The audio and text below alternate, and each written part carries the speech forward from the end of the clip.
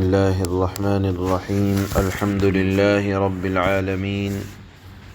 أشهد أن لا إله إلا الله وحده لا شريك له وأشهد أن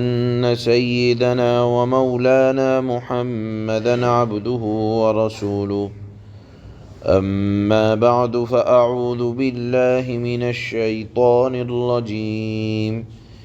بسم الله الرحمن الرحيم مما خطيئاتهم أغرقوا فأدخلوا نارا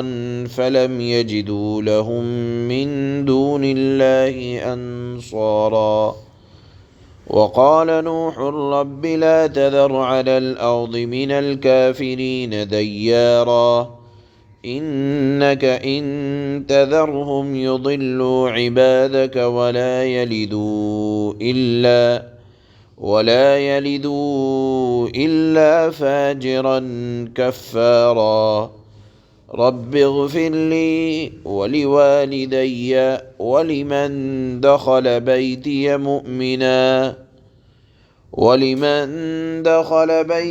مؤمنا وللمؤمنين والمؤمنات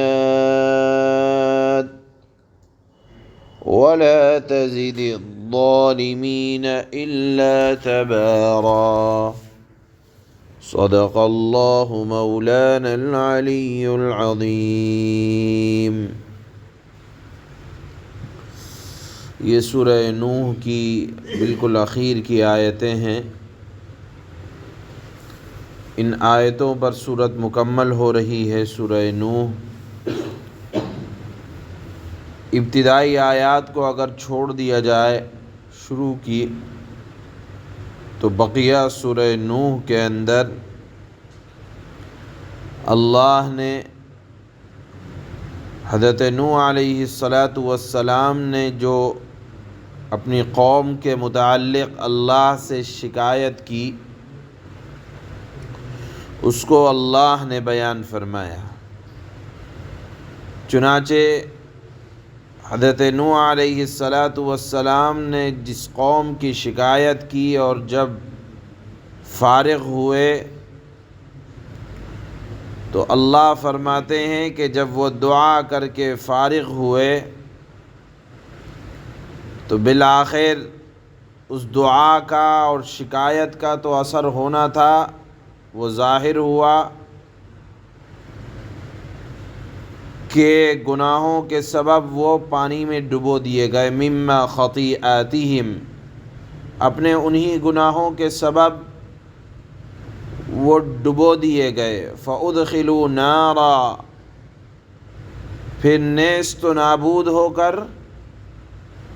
اللہ نے ان کو آگ میں داخل کر دیا۔ اب آپ کہیں گے کہ یہاں آگ سے کون سی آگ مراد ہے؟ اگر جہنم کی آگ مراد ہے تو حشر و نشر قیامت کے بعد ہوگی، اور اللہ کہہ رہے ہیں فَأُدْخِلُوا نَارًا، پانی کا عذاب آیا، عذاب نے ڈبو دیا، تو کوئی یہ نہ سمجھے کہ اب معاملہ ختم ہو گیا، بلکہ فَأُدْخِلُوا نَارًا، ان کو عذاب میں آگ کے داخل کر دیا گیا۔ تو یہ عذاب میں داخل کیا جانا یہ تو حشر و نشر اور حساب و کتاب کے بعد ہوگا، اور اللہ فرماتے ہیں کہ وہ کر دیا گیا۔ تو علماء نے لکھا ہے کہ یہاں یہ عالم برزخ کی بات ہے، جب آدمی کا انتقال ہو جاتا ہے، اس کی روح نکل جاتی ہے، تو ہم یہ کہتے ہیں کہ انتقال ہو گیا۔ مراد یہ ہے کہ اس کی روح اس بدن میں تھی، اب اس بدن سے منتقل ہو گئی، نکل گئی اور عالم برزخ میں چلی گئی۔ دیکھیے فنا یہ انسان کے بدن کو ہوتا ہے، موت انسان کے بدن کو طاری ہوتی ہے، روح کو موت نہیں آتی بلکہ روح منتقل ہو جاتی ہے، ایک عالم سے دوسرے عالم کے اندر چلی جاتی ہے، اس کو عالم برزخ کہا جاتا ہے، کہ جو جنت یا جہنم اور دنیا کی زندگی کے بعد ایک زندگی ہے، وہاں عذاب روح کو ہوتا ہے، اور وہی مراد ہے عالم برزخ سے عالم قبر۔ اس آیت میں عالم برزخ کے ثبوت کی اہل السنت والجماعت کا جو عقیدہ ہے کہ حشر سے پہلے بھی مومن اور کافر کو ثواب اور عذاب اس کے اعمال اور ایمان کے اعتبار سے ملا کرتا ہے۔ بہرحال یہاں جو عذاب اللہ نے بیان فرمایا ہے یہ عالم برزخ کا عذاب بیان فرمایا ہے، اور اس کا ثبوت احادیث سے بھی ملتا ہے۔ بخاری اور مسلم کی حدیث ہے، حضرت عائشہ صدیقہ رضی اللہ تعالی عنہ فرماتی ہیں کہ میں نے نہیں دیکھا رسول اللہ صلی اللہ علیہ وسلم نے کوئی نماز پڑھی اور عذاب قبر اور اللہ کی پناہ سے پناہ نہ مانگی ہو، اللہ کی پناہ نہ مانگی ہو۔ حضرت عائشہ فرماتی ہے میں نے آپ کی کوئی نماز ایسی نہیں دیکھی۔ اسی طرح فرمایا حضرت عائشہ نے کہ قبر میں فرشتوں کا سوال کرنا برحق اور صحیح جوابات دینے پر جنت کا فرش ہونا اور جنت کا لباس ہونا اور جنت کی خوشبوؤں کا محسوس کرنا اور جنت کے نظارے دیکھنا، یہ تمام کے تمام برحق اور صحیح جوابات نہ دینے پر دوزخ کی گرمی، دوزخ کا عذاب اور جھلسانے والی ہواؤں کا آنا متعدد احادیث سے وارد ہے۔ اسی لیے حضرت عثمان غنی رضی اللہ تعالی عنہ جب کسی قبر پر کھڑے ہوتے تو اتنا روتے کہ آپ کی لحیہ مبارکہ، داڑھی مبارک تر ہو جاتی۔ کسی نے آپ سے پوچھا کہ حضرت آپ نے جنت دوزخ کے ذکر کے وقت تو نہیں روتے، البتہ آپ کسی قبر پر کھڑے ہو جاتے ہیں تو روتے رہتے ہیں؟ تو فرمایا کہ میں نے سنا ہے رسول اللہ صلی اللہ علیہ وسلم سے کہ قبر آخرت کی پہلی منزلوں میں سے، قبر آخرت کی منزلوں میں سے پہلی منزل ہے، اگر کسی نے وہاں نجات پالی تو بعد کی ساری منزلیں آسان، اور اگر کسی نے وہاں نجات نہیں پائی تو بعد کی منزلیں اس سے سخت ہونے والی ہیں۔ بہرحال یہ عقیدہ رکھنا چاہیے کہ ہماری روح کو موت نہیں آتی ہے، روح منتقل ہو جاتی ہے اس عالم سے عالم برزخ کی طرف، اور پھر دنیا میں جو کچھ کیا ہے وہاں پر اس کا عذاب روح کو بھی ہوتا ہے اور اس کے اثرات بدن پر بھی پڑتے ہیں جو قبر کے اندر رہتا ہے۔ یہ دنیا میں جس شکل میں بھی رہے، ذرات کی شکل میں رہے، پانی کے اندر بہا دیا جائے یا جلا کر ہواؤں میں اڑا دیا جائے، رہے گا تو دنیا کے اندر، تو عالم برزخ میں روح کو جو تکلیف ہو رہی ہے اس کا اثر اس کے بدن کے ذرات یا بدن کو بھی ملتا ہے۔ بہرحال عالم برزخ میں عذاب کا ہونا برحق ہے۔ آپ بھی دیکھیں گے کہ آپ پانی میں ڈبو دیے گئے ساری قوم حضرت نوح کی، پھر آگ میں داخل کیا جانا، بظاہر تو وہ بہہ چکے تھے، تو اس سے مراد یہ ہے کہ ان کی روح کو عذاب ہو رہا تھا اور اس کا اثر ان کے بدن پر بھی پڑ رہا تھا، جس کو اللہ نے فرمایا کہ پانی میں ڈبونے کے بعد ان کو آگ میں داخل کر دیا گیا۔ فَلَمْ يَجِدُوا لَهُم مِّن دُونِ اللَّهِ أَنصَارًا۔ پھر آپ دیکھیں گے کہ بڑا کہا کرتے تھے کہ تمہیں جب مصیبت کا وقت آئے گا تو سواع بچا لے گا، یغوث کو پکارو گے، کوئی بت کا نام تھا، وہ بچا لے گا، یغوث نہیں بچائے گا تو یعوق بچا لے گا۔ انہوں نے چند بتوں کے نام، کل ان بتوں کا ذکر آیا تھا، 5 بت کا نام الٹے سیدھے رکھ رکھے تھے، تو کہا کرتے تھے کہ ہمیں یہ بچا لیں گے۔ اللہ نے فرمایا کہ جب پانی کا عذاب آیا فَلَمْ يَجِدُوا لَهُم مِّن دُونِ اللَّهِ أَنصَارًا، خدا کے علاوہ ان کو کوئی حمایتی میسر نہ آیا، وقال نوح رب لا تذر على الارض من الكافرین دیارا۔ جب عذاب آیا تو کچھ لوگ اپنے آپ کو بڑا عقل مند سمجھتے ہیں اور کہتے ہیں کہ مجھ کو میری مال و دولت بچا لے گا۔ چنانچہ اس زمانے میں بھی کچھ اس طرح کے لوگ تھے، انہوں نے پہاڑوں کے اوپر جا کر بس گئے کہ اگر پانی کا عذاب آ بھی گیا تو ہمارے تو گھر بڑے بلند ہیں، پہاڑوں پر ہیں، وہاں تک پانی کیسے چڑھے گا؟ چنانچہ کچھ لوگ جا کر پہاڑوں کے اوپر بسنے لگے۔ کچھ لوگوں نے یہ کیا کہ شیشے کا گھر، جب حضرت نوح فرمایا کرتے تھے کہ عذاب آئے گا، پانی کا عذاب آئے گا، اس طرح کا ہوگا، تو مہینوں کا انتظام کر کے انہوں نے شیشوں کے گھر بنوا لیے اور پھر اس میں منتقل ہونے لگے۔ حضرت نوح نے جب دیکھا کہ عذاب بھی آ رہا ہے، کچھ نافرمان پہاڑوں پر اپنے آپ کو بچانے کے لیے جا رہے ہیں، تو فوراً اللہ سے کہا رب لا تذر علی الارض من الکافرین دیارا، اے اللہ میرے پروردگار، جس نے بھی نافرمانی کی ہو ایک بندہ بھی مت چھوڑیے گا، اس لیے کہ اگر کفر کا ایک دانہ بھی باقی رہ گیا یہ دوبارہ کفر کرنے لگیں گے۔ اب میں تنگ آ چکا ہوں، میرا ایک بندہ بھی مت چھوڑیے گا، میرا ایک امتی بھی نہ چھوڑیے گا جو نافرمان ہو۔ چنانچہ اللہ نے یہ دعا قبول فرمائی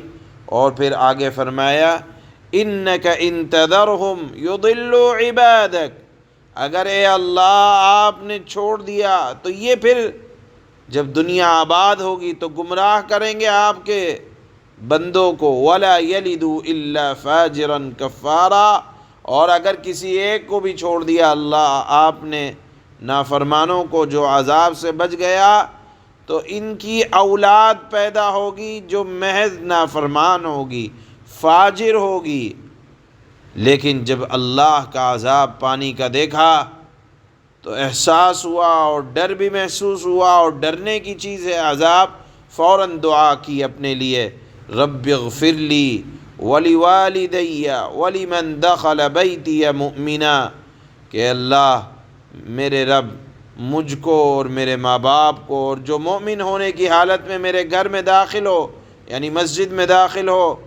اور تمام مسلمان مردوں اور مسلمان عورتوں کو بخش دیجیے۔ گویا کہ اللہ کا عذاب ڈرنے کی چیز ہے، کوئی ہنسی مذاق کی چیز نہیں ہے۔ لہذا فوراً اللہ کے دربار میں نبی نے دعا کی کہ اللہ مجھے بچا لیجئے گا اور میرے والدین کو۔ حضرت نوح علیہ السلام کے والدین موحد تھے، توحید والے تھے، اور پھر دعا کی کہ جو بھی مسجد میں ایمان کی حالت میں داخل ہو جائے یا میرے ساتھ کشتی میں سوار ہو جائے اس کو بھی معاف کر دیجئے گا۔ وَلِلْمُؤْمِنِينَ وَالْمُؤْمِنَاتِ، اور جو بھی تمام مسلمان مردوں اور عورتوں، یعنی جو بھی اللہ آپ کی اطاعت کرے اس کی مغفرت فرما دیں۔ یہاں علماء نے ایک بات لکھی ہے کہ حضرت نوح علیہ السلام کی مغفرت کی دعا کرنے میں اہل ایمان قیامت تک آنے والے ایک ایک مومن کے لیے بڑی خوشخبری کا سامان ہے کہ دیکھیے جو بھی صاحب ایمان ہوگا اس کی مغفرت ہونا ضروری اس لیے ہے کہ حضرت ابراہیم نے اللہ کے دربار میں اگر عذاب کی تمنا کی، اللہ نے آپ جانتے ہیں قرآن کی شہادتیں ہیں کہ ان کی بد دعا کو قبول فرمایا۔ جہاں جہاں آپ پڑھیں گے حضرت نوح کا واقعہ کہ انہوں نے اپنی قوم کے لیے بد دعا کی، اللہ نے قبول کی، تو جب انہوں نے اپنی قوم کے لیے بد دعا کی وہ بھی قبول کی، اور جب اپنے لیے اور اہل ایمان کی مغفرت کے لیے دعا کی اللہ نے اس کو بھی قبول کیا۔ لہذا ہر وہ صاحب ایمان جو قیامت تک آنے والا ہے وہ حضرت نوح علیہ السلام کی اس دعا کے اندر شامل ہے۔ جس طرح اللہ نے حضرت نوح کی بد دعا کو ان کی قوم کے حق میں قبول کیا، ان کی دعا کو اہل ایمان کے حق میں بھی قبول فرمایا۔ یہ مؤمنوں کے لیے بڑی خوشخبری کا سامان ہے۔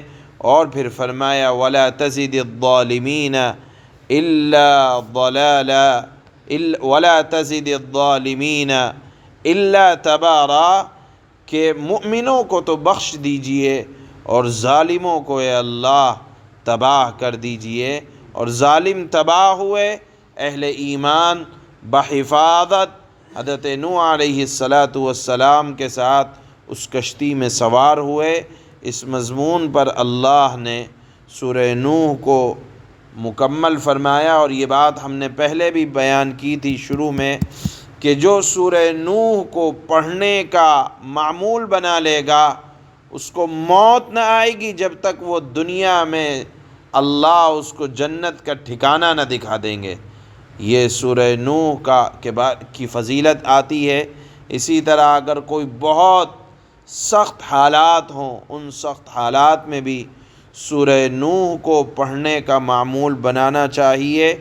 اور اگر کسی ظالم کا سامنا ہو، جس طرح حضرت نوح کو اپنی ظالم قوم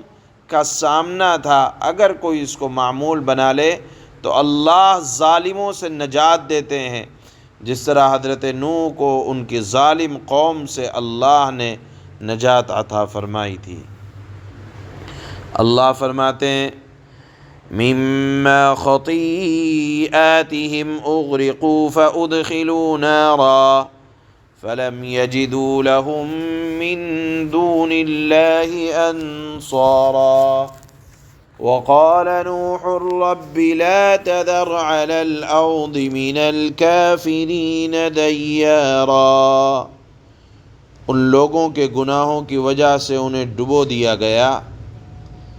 یعنی حضرت نوح نے بد دعا کی، اس بد دعا کا اثر یہ ہوا کہ قوم کو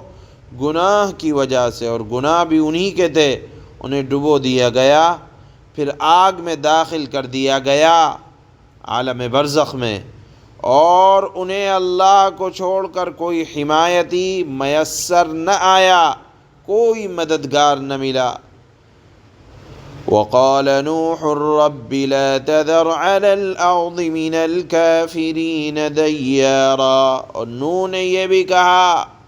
کہ میرے پروردگار ان نافرمانوں میں سے کوئی ایک باشندہ بھی زمین پر باقی نہ رکھیے گا، چاہے کوئی پہاڑوں میں بس جائے، شیشوں کے محلات بنا لے، اب آپ کا عذاب آیا ہے تو کسی نافرمان کو نہ چھوڑیے گا۔ إنك إن تذرهم يضلوا عبادك ولا يلدوا إلا فاجرا كفارا، اگر آپ ان کو باقی رکھیں گے تو یہ آپ کے بندوں کو گمراہ کریں گے، اور ان سے جو اولاد پیدا ہوگی وہ بدکار اور پکی نافرمان پیدا ہوگی۔ رب اغفر لي ولوالدي ولمن دخل بيتي مؤمنا وللمؤمنين والمؤمنات